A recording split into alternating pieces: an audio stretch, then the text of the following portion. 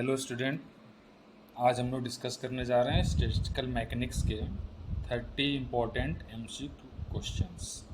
ये क्वेश्चन आपके अपकमिंग जो यूनिवर्सिटी एग्ज़ाम हैं उनके लिए भी काफ़ी हेल्पफुल हैं। साथ ही साथ ऐसे स्टूडेंट जो कंपटीशन की तैयारी कर रहे हैं, नेट JRF या गेट से रिलेटेड जो एग्ज़ाम है उनके लिए भी ये क्वेश्चन काफ़ी हेल्पफुल होंगे। तो आइए हम स्टार्ट करते हैं स्टैटिस्टिकल मैकेनिक्स के कुछ मल्टीपल चॉइस क्वेश्चंस। इसमें फर्स्ट क्वेश्चन आपका है फेज स्पेस इज ए। तो ये देखिए आपका एक जनरल क्वेश्चन है। ऑप्शन आपके दिए गए हैं 3 dimensional space, 4 dimensional space, 5 dimensional space and 6 dimensional space. तो आपको पता है कि phase space is a 6 dimensional space consisting of 3 position coordinate along x, y and z direction and 3 momentum coordinates along x, y and z direction. So the correct answer of question number 1 is option D, 6 dimensional space. Question number 2, in canonical ensemble में option में से कौन सा सही है? The energy and temperature are constant, temperature is constant, density is constant, और option D में आपका है B and C both are the correct. तो इसमें जो आपका करेक्ट आंसर होगा ऑप्शन डी होगा, because energy can exchange in canonical ensemble, energy can exchange but temperature is constant and also the number of particle and volume is constant. तो density को हम define करते हैं नंबर ऑफ पार्टिकल और volume के term में।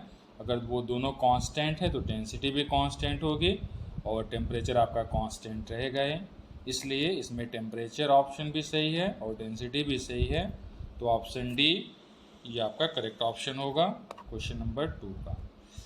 Question number 3,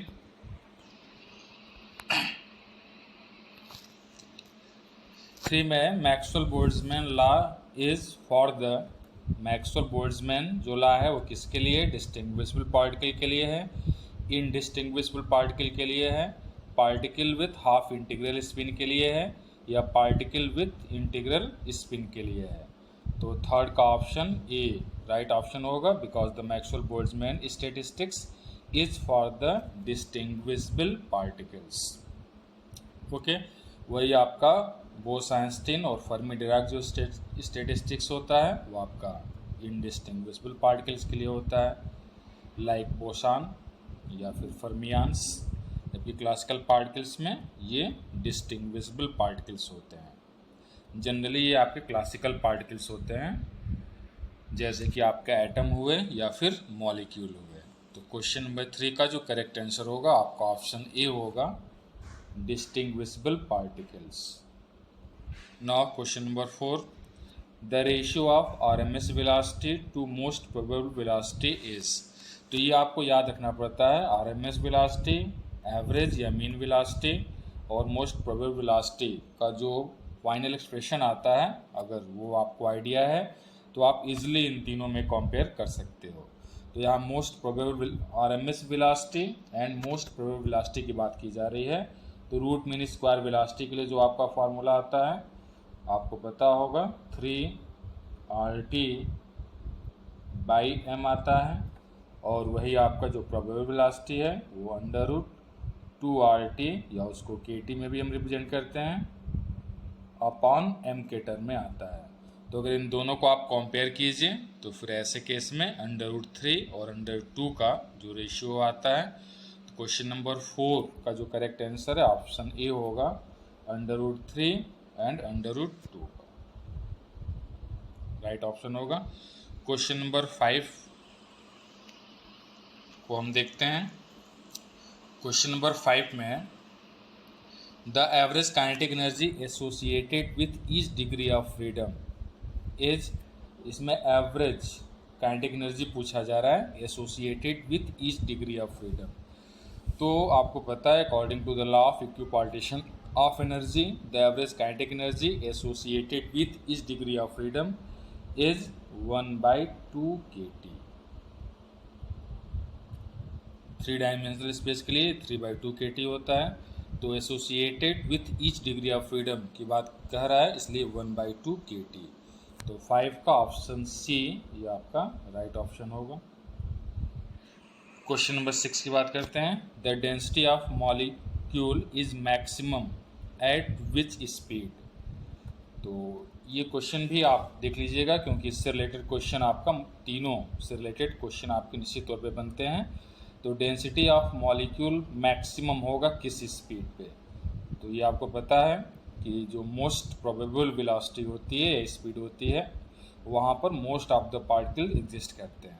as the velocity increases further, उससे ज़्यादा अगर वेलोसिटी को आप इंक्रीज करते हो, then the density of molecule moving with that particular speed decreases. तो मोस्ट प्रोबेबल वेलोसिटी इसका आपका राइट आंसर होगा। तो क्वेश्चन नंबर 6 का जो ऑप्शन बी है वो आपका करेक्ट होगा। आगे इसका ग्राफ भी आएगा किसी एक क्वेश्चन में, वहाँ से भी आप इसका आइडिया लगा सकते हो।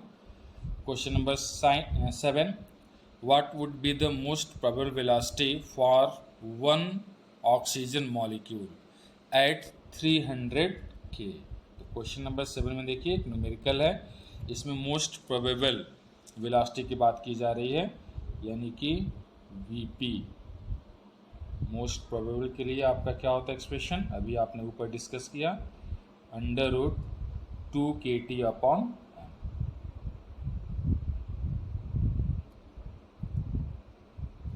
इसमें आपको k की वैल्यू, t की वैल्यू और m की वैल्यू अगर नोन हो तो फिर आप इजीली इस फार्मूले से कैलकुलेट कर सकते हो। अब यहाँ पर mass of one oxygen molecule आपको पता है कि ये 32 ग्राम पर मोल होता है। इसको आप केजी में चेंज कर लीजिएगा। केजी में चेंज करने के लिए आप इसमें क्या कीजिएगा, 10⁻³ से मल्टीप्लाई कीजिए, और फिर 1 मोल के लिए आपको पता है वैल्यू कितनी होती है, तो एम की वैल्यू आप कैलकुलेट कर रहे हो, हाँ 1 मोल की जो वैल्यू होगी 6.022 इंटू 10⁻23 होती है। के की वैल्यू भी आपको जाननी चाहिए, 1.98 इंटू 10⁻23 होता है। तो ऐसे केस में अगर m आप कैलकुलेट कर ले रहे हो, m की टोटल वैल्यू जो आपकी आएगी 32 into 10⁻³ upon 6.023 into 10⁻23।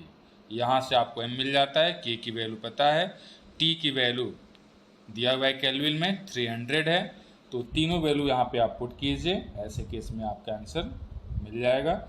After calculating जो वैल्यू आपकी आएगी वो 714 मीटर पर सेकेंड में आता है। तो ऑप्शन बी इसका राइट ऑप्शन होगा। Question number 8,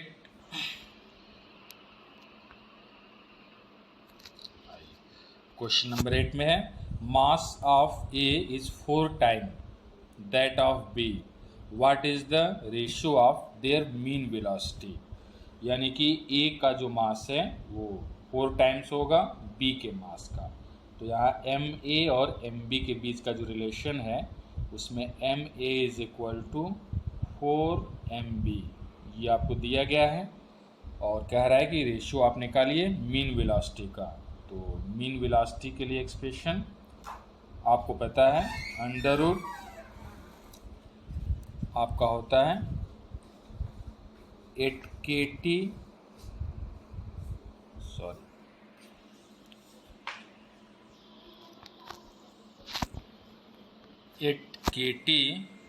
1 minute upon pi m। Okay, तो फिर आप V1 और V2 कंसीडर कर लीजिए। एक्सप्रेशन में आपका MA और MB होगा, दोनों का रेशियो ले लीजिए, और MA और MB का रिलेशन आपको पता ही है, यहाँ से आप इजीली कैलकुलेट कर सकते हैं। तो यहाँ जब आप कैलकुलेट करोगे तो आफ्टर कैलकुलेटिंग क्वेश्चन नंबर 8 का जो करेक्ट आंसर आपका होगा वह 1 और 2 का रेशियो आएगा, यानी कि ऑप्शन सी इसका राइट ऑप्शन होगा। Okay, now question number 9, from the figure what is the highest temperature. इसमें हाईएस्ट टेम्परेचर आपका कौन सा होगा, इस ग्राफ को देखिए। तो इसमें फ्रैक्शन ऑफ मॉलिक्यूल का वेलोसिटी के साथ जो कर्व है वो प्लॉट किया गया है। तो as we know the temperature, as the temperature increases the maximum velocity of the particle decreases and the density of particle moving from higher speed increases. यानी कि आप जो टेम्परेचर बढ़ाओगे तो जो मोस्ट प्रोबेबल पर पाए जाने वाले मॉलिक्यूल हैं वह हायर वेलोसिटी की तरफ शिफ्ट करेंगे, यानी कि राइट साइड की तरफ आपका जो कर्व होगा वो शिफ्ट होता जाएगा। तो ऐसे केस में आपका जो ग्राफ होगा उसमें T1 से ग्रेटर आपका T2 होगा, T2 से ग्रेटर आपका T3 होगा। तो इसमें कह रहा है कि what is the highest temperature, तो जो हाईएस्ट टेम्परेचर होगा वो आपका T3 होना चाहिए। ऑप्शन सी आपका T3 दिया हुआ है, इसलिए ऑप्शन सी यहाँ पे राइट ऑप्शन है। आइए क्वेश्चन नंबर 10 की बात करें। 10 में what is the kinetic energy of 2 gram of oxygen at -23 degree C. Question number 3, इसमें आपको काइनेटिक एनर्जी निकालना है। तो काइनेटिक एनर्जी आपको पता है किसके बराबर होती है, तो kinetic energy is equal to 3/2 NKT, sorry RT में KT होगा या NRT, दोनों में से आप किसी में इसको रख सकते हो। तो ऐसे केस में 3/2 NRT, T की वैल्यू आप कैलकुलेट कर लोगे। T की वैल्यू 273 प्लस -23, यानी कि ये आपका कितना आ जाएगा 250 आ जाएगा। कैपिटल T की वैल्यू 250, ओके। इसके बाद R की वैल्यू आपको पता होनी चाहिए 8.314 जूल पर केल्विन होता है, और N की वैल्यू अगर आप कैलकुलेट करते हो तो ये आपका 2/32 यानी 1/16 मोल हो जाता है। ऐसे केस में जब आप सारी वैल्यूज को पुट करोगे तो जो रिजल्ट आएगा आफ्टर कैलकुलेटिंग इस फार्मूले से वो आपका आता है 194.86 जूल, 194.86 जूल। ये ऑप्शन बी में है, यहाँ से आपका ये करेक्ट ऑप्शन है, okay. Question number 11, what is the RMS speed of methane at 27 degree C. तो क्वेश्चन नंबर 11 को आप कैसे सॉल्व करोगे। RMS वेलोसिटी की अगर बात की जा रही है तो VRMS की जो वैल्यू होगी वो आपकी √3 kT/m होगा, √3 kT/m। इसमें T की वैल्यू आप कैलकुलेट करोगे तो T की वैल्यू 273 प्लस 27 यानी कि 300। T की वैल्यू आपकी मिल गई। K की वैल्यू 1.38 इंटू 10⁻⁻23 जूल पर केल्विन में। M की वैल्यू आप कैलकुलेट करोगे तो M is equal to methane के लिए आपको पता है कि M की वैल्यू अगर कैलकुलेट की जाए तो आपका 16 मास जो होगा 16 होगा अपॉन 6.022 इंटू 10⁻⁻3। ये ग्राम में होगा, केजी में चेंज कीजिएगा तो ऊपर आपका 10⁻⁻3 भी होगा, तो फिर ऐसे केस में 10⁻26 आ जाता है। और आफ्टर कैलकुलेटिंग m की जो वैल्यू आपकी आएगी 2.65 इंटू 10⁻26 में आएगा, ओके। ये आपको पता होना चाहिए इसको हम कैसे चेंज करते हैं, केजी में अगर चेंज करना हो उस केस में। तो मीथेन के लिए उसका अगर आपको एटॉमिक पता है तो ऐसे केस में आप इजीली कैलकुलेट कर सकते हो। m की वैल्यू, t की वैल्यू, k की वैल्यू अगर नोन है तो फिर 11 क्वेश्चन का ऑप्शन आपका करेक्टली मिल सकता है। कैलकुलेट करने के बाद इसका जो आंसर आएगा वो आपका 678 आता है मीटर पर सेकेंड में, और वो आपका सी में दिया हुआ है, इसलिए ऑप्शन सी इसका राइट होगा। आइए क्वेश्चन नंबर 12 की बात करें। Which of the following is the most probable speed. तो देखिए इसके पहले भी क्वेश्चन आया था लेकिन उसमें ग्राफ नहीं था, ये ग्राफ की सहायता से आपको बताना है कि मोस्ट प्रोबेबल स्पीड आपका A, B, C और D में से कौन होगा। तो आपको ये पता है, ऊपर भी डिस्कस किया गया है कि as we know the most probable speed is the speed as which most of the particles are moving. वह स्पीड होता है जहाँ पर मैक्सिमम नंबर ऑफ जो पार्टिकल है वो मूव करते हैं। तो ऐसे केस में जो आपका बी ऑप्शन है वो राइट ऑप्शन होगा, बी, जो कि मोस्ट प्रोबेबल को रिप्रेजेंट करेगा। Now question number 13, Fermi-Dirac statistics is for the, Fermi-Dirac statistics किसके लिए है? तो the Maxwell-Boltzmann statistics is for the distinguishable particle, ये हमको पता है। और उसके अलावा जो फर्मी-डिराक और बोस-आइंस्टीन स्टैटिस्टिक्स होता है वो आपका इनडिस्टिंग्विशेबल पार्टिकल्स के लिए होता है। इसमें फर्मी-डिराक स्टैटिस्टिक्स ये पूछा जा रहा है, तो ये किसके लिए होगा? वो आपका particle with half integral spin के लिए होगा, क्योंकि इसमें हम फर्मियान की बात करते हैं और पाउली एक्सक्लूजन को ये फॉलो करता है। इसलिए क्वेश्चन नंबर 13 का जो ऑप्शन सी है, particle with half integral spin, वही जो बोसान्स होते हैं या बोस-आइंस्टीन होता है उसमें इंटीग्रल स्पिन की बात की जाती है। Now question number 14, the difference between fermion and boson is that boson do not obey. Boson किसको फॉलो नहीं करता है? ऑब्वियसली पाउलीज एक्सक्लूजन प्रिंसिपल को फॉलो नहीं करता है, क्योंकि उसके लिए फर्मियान्स हैं जो कि ऊपर अभी डिस्कस किया गया। तो 14 का जो करेक्ट आंसर होगा वो आपका होगा Pauli's exclusion principle, option B. Now question number 15, the Maxwell Boltzmann law, The Maxwell-Boltzmann law is given by expression। इन एक्सप्रेशन में कौन मैक्सवेल-बोल्ट्जमैन लॉ को रिप्रेजेंट करता है? तो आपका ऑप्शन है 1/e⁻, या एक्सपोनेंशियल भी आप कह सकते हो। ई इसमें कुछ मिसप्रिंटिंग है, देखिए e/kt होना चाहिए। सब में चारों ऑप्शन में जो e/kt लिखा हुआ है वो e/kt होना चाहिए। तो इसमें आप ध्यान से देखिए कौन सा आपका राइट आंसर होगा मैक्सवेल-बोल्ट्जमैन के लिए।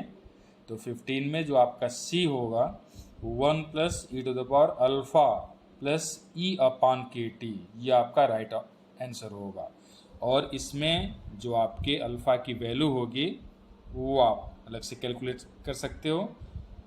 तो ये एग्जाम्पल पे डिपेंड करता है, आप मैक्सवेल-बोल्ट्जमैन में कौन सा एग्जाम्पल कंसीडर कर रहे हो, उसके अकॉर्डिंग आपके अल्फ़ा और बीटा की वैल्यू तो 1/kt है, ऑलरेडी उसमें मेंशन किया हुआ है। अल्फ़ा की जो वैल्यू है वो आप किसी पर्टिकुलर एग्जाम्पल को लेकर उसमें मेंशन कर सकते हो। तो ऑप्शन सी इसका करेक्ट ऑप्शन होगा क्वेश्चन नंबर 15 का। Now question number 16, the wave function of fermion is not, wave function of fermion is not, option आपका है continuous, single valued, symmetric and differentiable. तो फर्मियान के लिए इस बात को ध्यान में रख के आप इसका आंसर दीजिएगा। तो आपको पता है the particle which have anti symmetric wave function having half odd integral spin number and obey Pauli's exclusion principle are called fermion. ऐसे पार्टिकल्स को हम फर्मियान कहते हैं जो एंटी सिमेट्रिक रखते हैं, साथ ही साथ हाफ ऑड इंटीग्रल स्पिन रखते हैं और पाउलीज के एक्सक्लूजन प्रिंसिपल को फॉलो करते हैं। तो इस केस में जो करेक्ट आपका आंसर होगा वह इज नॉट कह रहा है, इसलिए ये सिमेट्रिक होगा, क्योंकि ये क्या होते हैं? एंटी सिमेट्रिक होते हैं। Question number 17, Fermi-Dirac statistics can not be applied for, किसके लिए अप्लाई नहीं हो सकता है?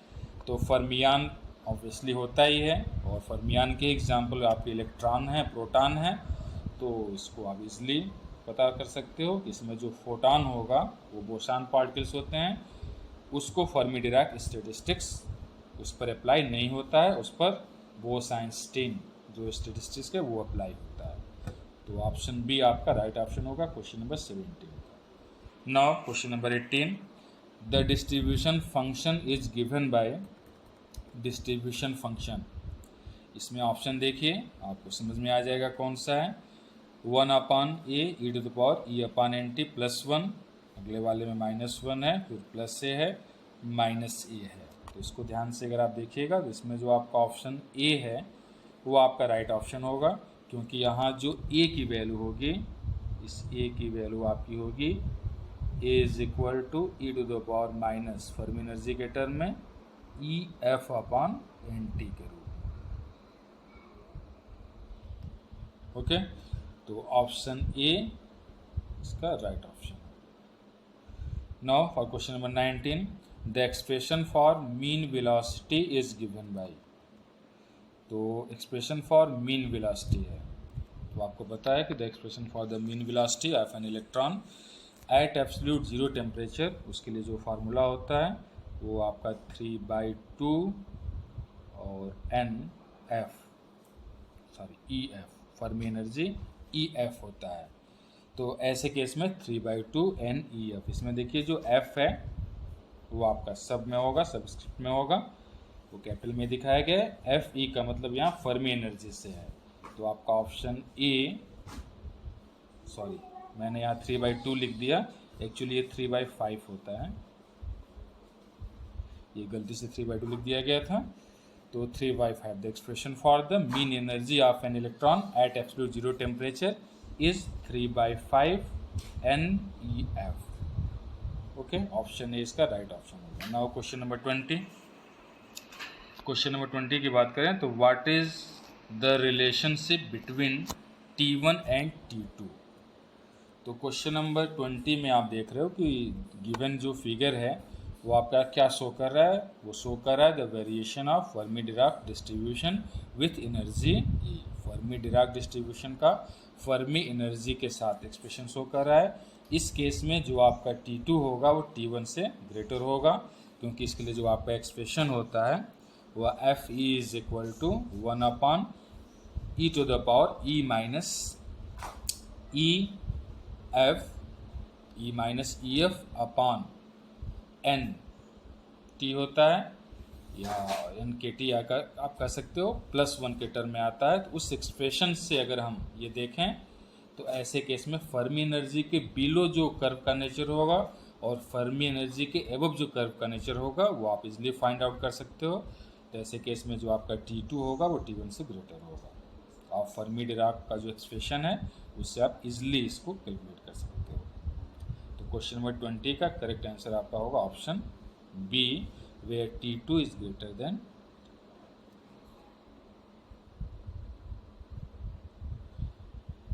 Now question number 21, the Fermi energy of a material is 3.45 electron volt, what is the zero point energy of the material. तो इसमें आपको पता है जीरो पॉइंट एनर्जी की जो वैल्यू होती है, अभी आपने ऊपर डिस्कस भी किया, 3/5 ये ई एफ होता है।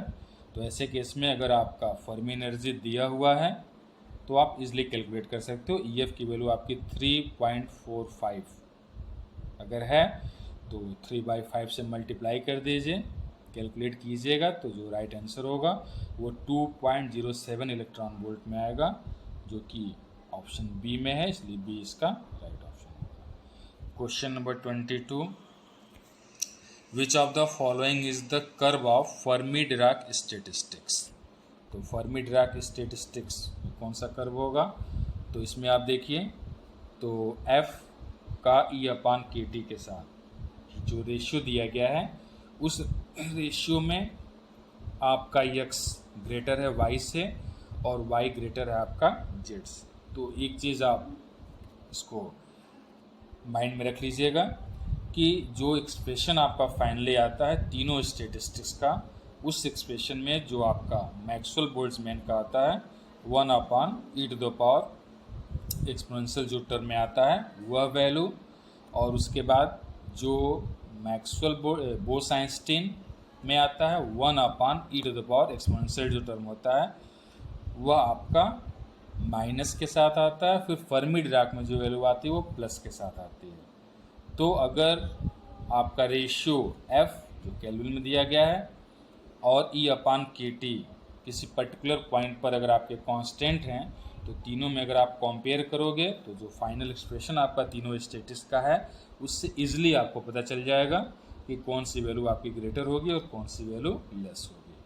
तो इस ग्राफ में जो आपका y है वो मैक्सवेल बोल्ट्जमैन स्टैटिस्टिक्स को रिप्रेजेंट कर रहा है, क्योंकि उसके साथ जो नीचे एक्सपोनेंशियल का टर्म आता है, न तो प्लस होता है न तो माइनस होता है, वो बीच का होगा।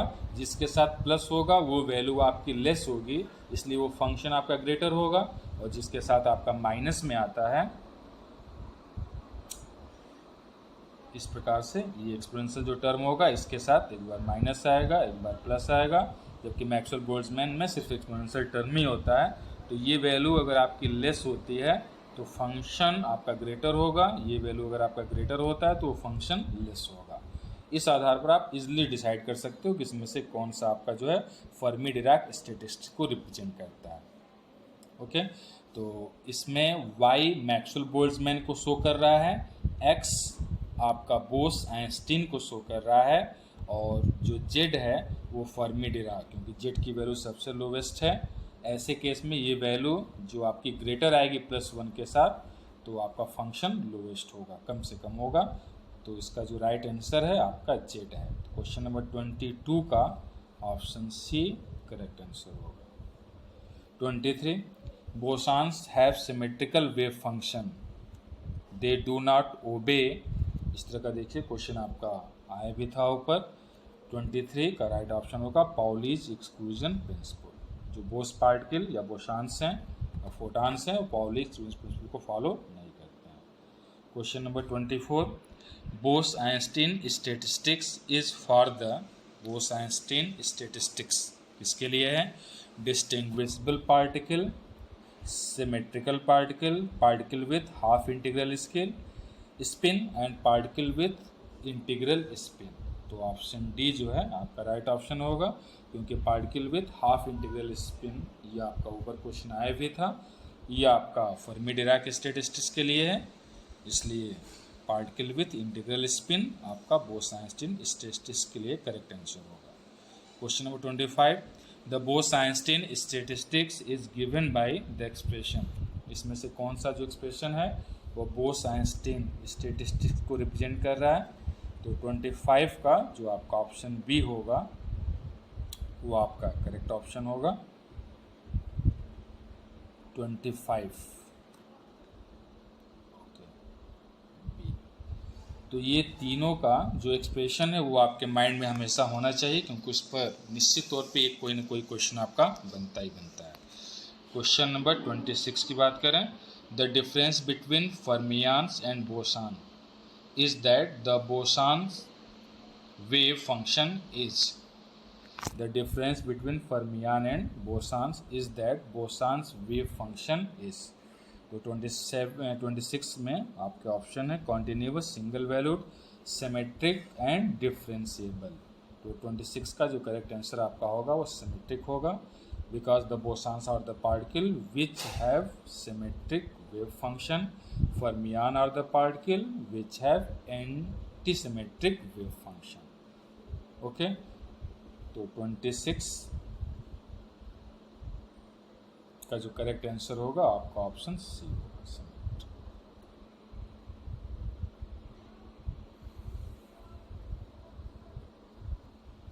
27, Bose Einstein statistics can be applied to, Bose Einstein statistics किसके लिए अप्लाई होता है?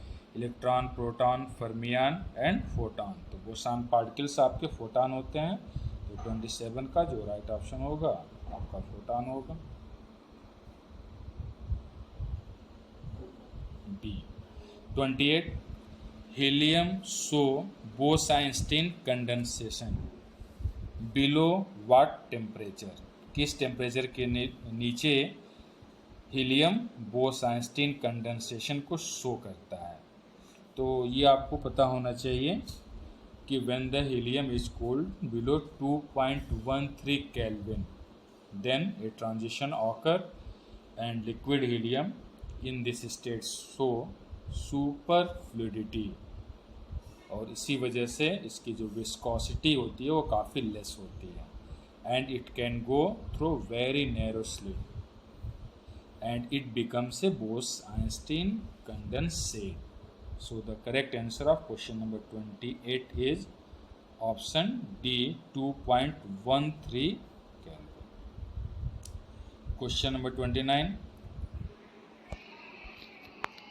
During Bose Einstein condensation all the atoms fall back to the, वो एटम जो है कंडेंसेशन के दौरान किस स्टेट में आते हैं? Ground state, first excited state, highest excited state, या इनसफिशिएंट इन्फॉर्मेशन आपका है। तो क्वेश्चन 29 में आप ये मेंशन कर सकते हो कि during the Bose Einstein condensation the temperature of the material is so low that all the atoms fall to the ground state. इसलिए जो करेक्ट आंसर आपका होगा 29 का, वो आपका होगा ग्राउंड स्टेट, यानी option A. Now question number 30, finally आपका लास्ट क्वेश्चन है ये। Which of the following is the curve of for Bose-Einstein statistics. तो अभी आपने इस तरह का क्वेश्चन ऊपर देखा, सेम कर्व था, बस वहाँ फर्मी डिराक के बारे में पूछा गया था, यहाँ बोस-आइंस्टीन स्टैटिस्टिक्स के बारे में पूछा जा रहा है। तो ऊपर वाले ग्राफ में भी हमने मेंशन किया था कि इसमें जो आपका बीच वाला होता है वाई, वो आपका मैक्सवेल बोल्ट्जमैन को शो करता है। बीच का जो आपका वाई होगा वो मैक्सवेल बोल्ट्जमैन को शो करेगा, क्योंकि इसके एक्सप्रेशन में नीचे जो टर्म होता है एक्सपोनेंशियल का टर्म होता है, उसके साथ कोई भी प्लस या माइनस नहीं होता है। वही इस ग्राफ में जो आपका एक्स होगा वह बोस-आइंस्टीन को शो करेगा, क्योंकि इसमें फंक्शन की वैल्यू आपकी ग्रेटर आ रही है। बोस-आइंस्टीन में जो नीचे आपका टर्म आता है वो माइनस में आता है, वो वैल्यू लेस होगी, फंक्शन आपका ग्रेटर होगा। और वही जो आपका जेड है ये आपका फर्मी डिराक के लिए होगा, क्योंकि इसका जो एक्सप्रेशन है वो नीचे एक्सपोनेंशियल के साथ आपका -1 आता है, तो वैल्यू +1 आता है, तो वैल्यू ग्रेटर होगी, तो फंक्शन आपका उतना ही लेस होगा, क्योंकि इनवर्सली प्रोपोर्शनल का रिलेशन होता है दोनों के बीच। तो ऐसे केस में एक्स बोस-आइंस्टीन को, वाई मैक्सवेल बोल्ट्जमैन को, और जेड जो है आपका फर्मी डिराक को शो कर रहा है। तो ऑप्शन में आपका इसमें पूछ रहा है बोस-आइंस्टीन स्टैटिस्टिक्स को कौन सा रिप्रेजेंट कर रहा है, तो ऑप्शन जो ए है वो आपका राइट ऑप्शन होगा, यक्स। तो फाइनली ये आपके 30 क्वेश्चन थे मल्टीपल चॉइस में। इसमें बेसिकली हमने इन जम्बल के साथ मैक्सिमम जो क्वेश्चन है वो आपके स्टैटिस्टिक्स से लिए गए हैं, जिसमें आपका क्लासिकल और क्वांटम दोनों स्टैटिस्टिक्स है, जिसमें आपका मैक्सवेल बोल्ट्जमैन, बोस-आइंस्टीन और फर्मी डिराक है। तो ये क्वेश्चन आपके काफ़ी इंपॉर्टेंट हैं, जो यूनिवर्सिटी के एग्ज़ाम आपके आ रहे हैं उसके पॉइंट ऑफ व्यू से भी, और उसके साथ साथ जो कंपटीशन के एग्ज़ाम हैं उनके पॉइंट ऑफ व्यू से भी। तो इस वीडियो में बस इतना ही, धन्यवाद।